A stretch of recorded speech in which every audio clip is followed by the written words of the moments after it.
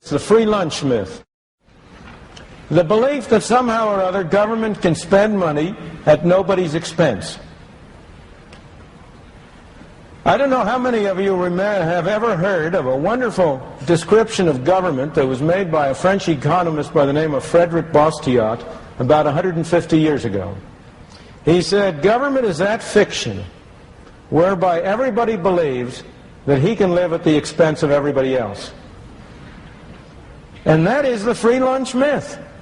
The myth that somehow or other government can provide goods and services, can spend money at nobody's expense.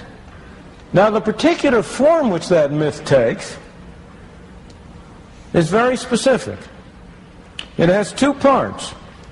One part is a belief that somehow or other you can tax business without consumers or workers or individuals paying for it. Somehow business is a big source, a big cornucopia out there that can be taxed at no cost.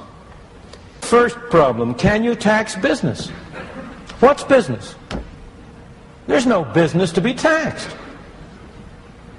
There are people. Only people can pay taxes.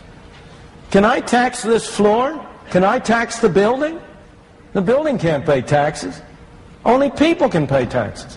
So when you talk about a tax on business, it has to be paid by somebody. Either it's paid by the stockholder, or it's paid by the customer, or it's paid by the worker. There's no other way it can come from.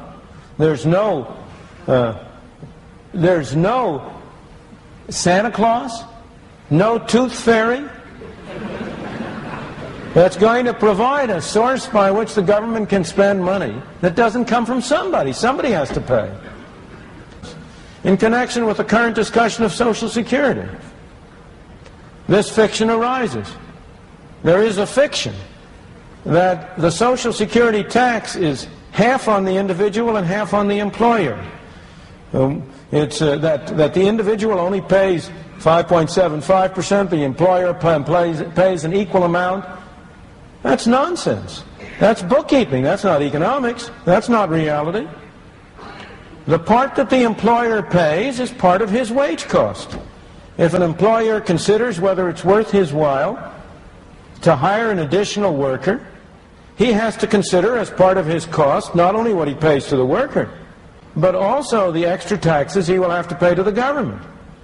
It makes no difference to the employer at all if he pays the worker a bigger check and the worker pays a larger part of that directly to the government, or he pays the worker a smaller check, but in addition has to send a check to Washington. What matters to him is the total number of dollars it costs him to hire an additional person. So the fact is, the logic is, the reason is, that the tax on the so-called tax on the employer is paid by the employee.